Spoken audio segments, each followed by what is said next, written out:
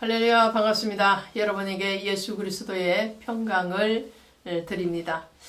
주님이 부활하시고 제자들에게 오셔서 가장 먼저 하신 말씀이 너희에게 평강이 있을지어다 이거였죠.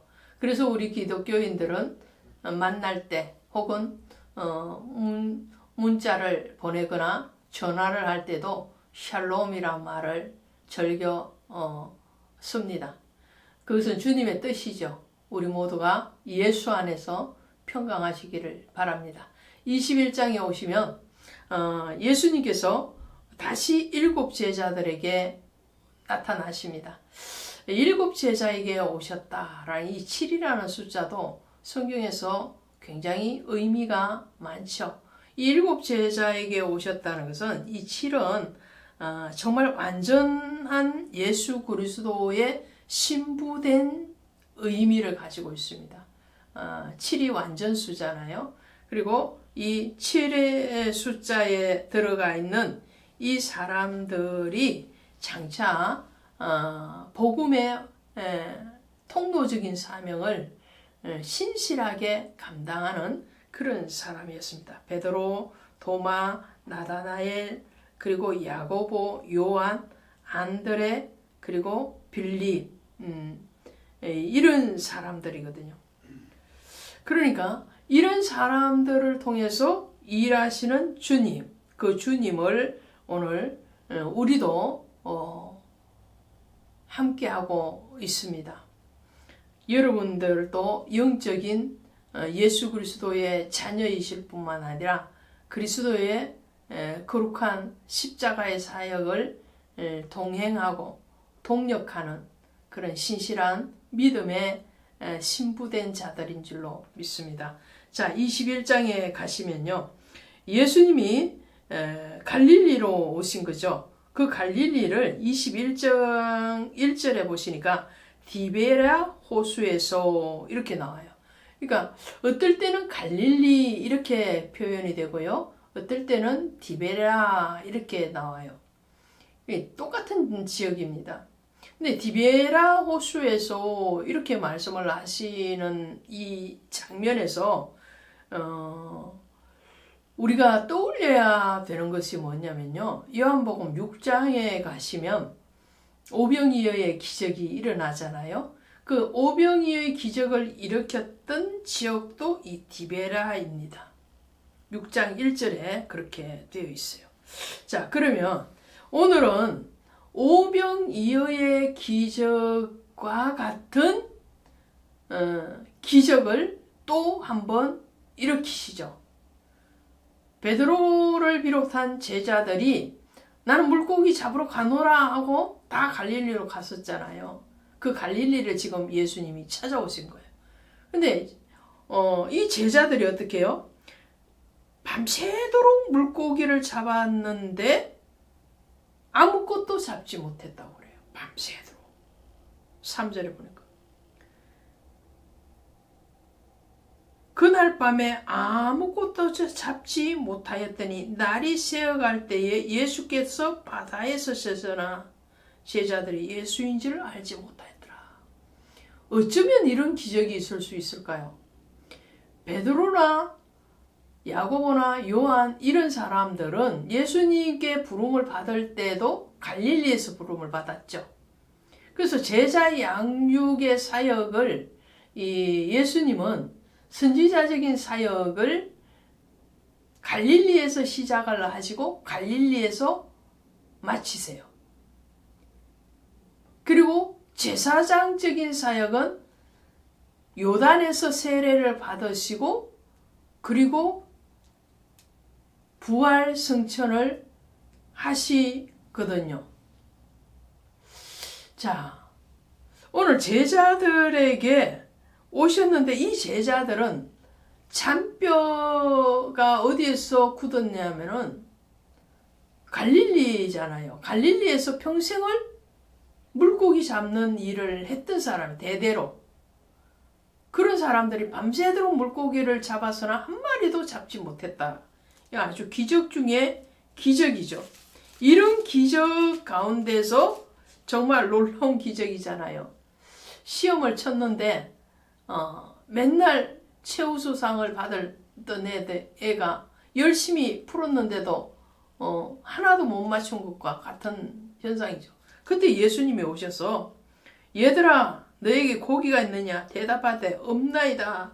얼마나 무안스러웠을까요? 그물을 배 오른편에 던지라 그리하면 잡으리라. 자, 이 말씀을 봅니다. 배 오른편에 던지라 그렇게 말씀을 하거든요. 근데 제자들을 처음에 찾아오실 때에 주님은 그물을 깊은 데로 던져라 그렇게 말씀을 하셨단 말이죠. 그것이 누가복음 5장에 나오는 사건인데요. 제자들 처음 만났을 때는 배 오른편에 던지라는 게 아니고 그물을 깊은 데로 내려라 그런 물고기 잡아. 그때 물고기 엄청 잡았어요. 근데 이번에는 오른편에 던지래요. 그랬더니 물고기가 153마리가 잡혀서 왔어요. 순식간에. 밤새도록 할 것도 없고 순식간에 잡아왔어요. 이게 무슨 의미를 할까요?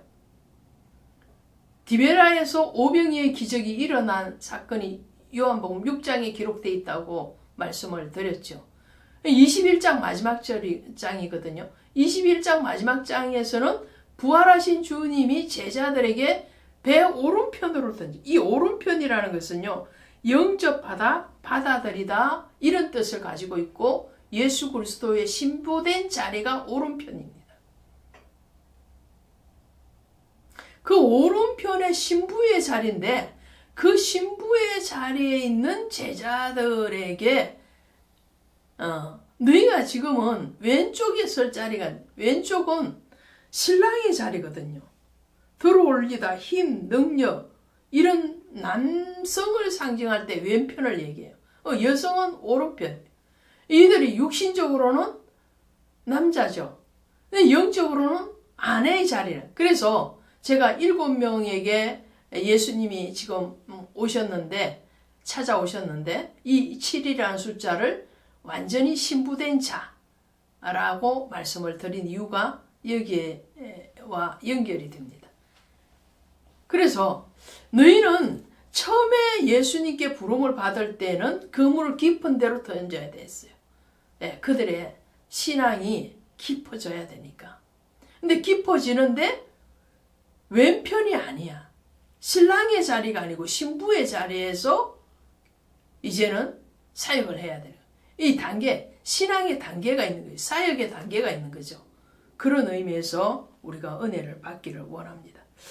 그리고 이 물고기 153마리를 잡았는데요.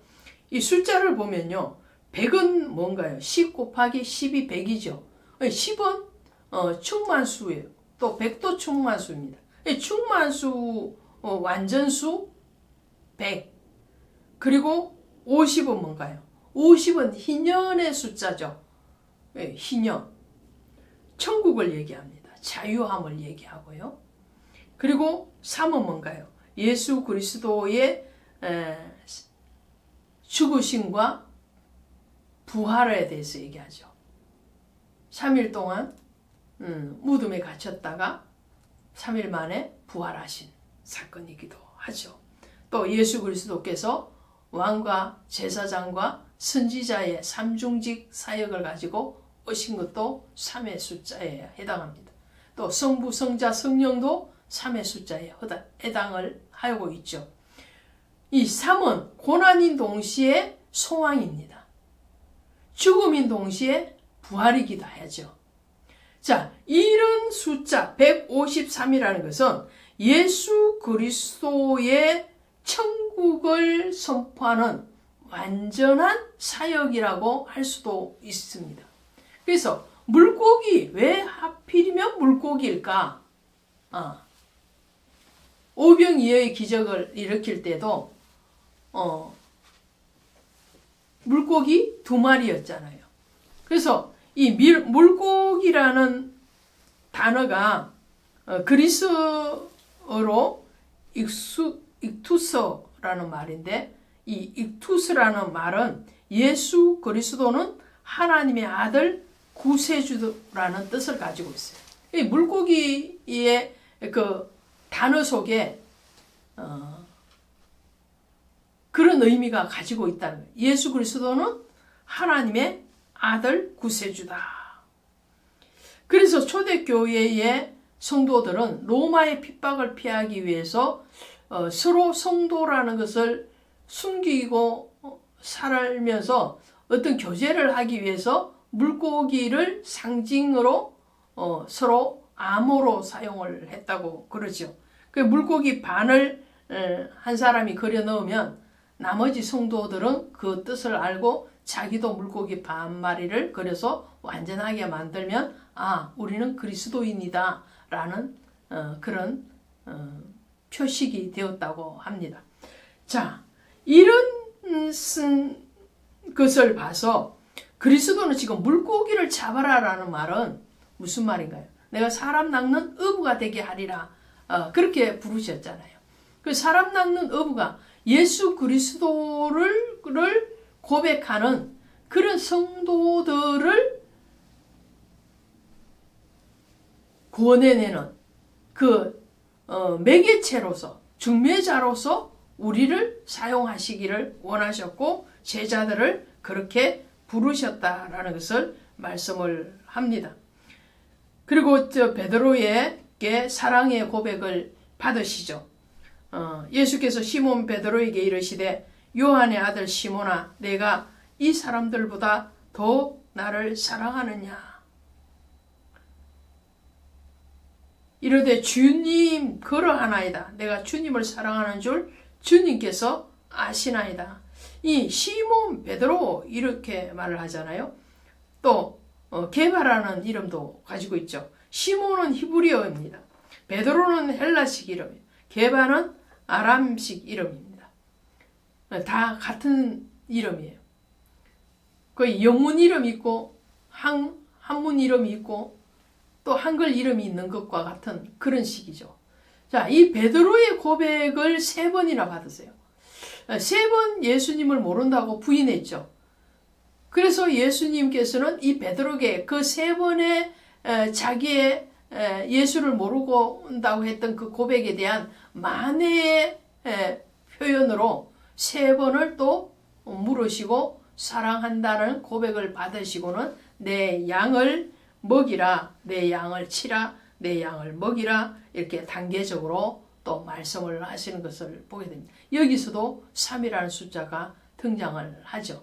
그래서 성경 전체적으로 7과 3은 굉장히 하나님의 완전하신 사역 또 온전하심에 대해서 부르고 있다는 것을 기억하시기를 바랍니다. 오늘 요한복음 21장을 마치므로 우리는 요한복음을 지금까지 공부를 했습니다. 지식적인 그런 들음에서 그치지 마시고요. 정말 여러분들의 것으로 소화시키시고 정말 그리스도인으로서 다시 한 번 더 연단되어지고 강건해지시기를 주 예수의 이름으로 축원드립니다. 고맙습니다.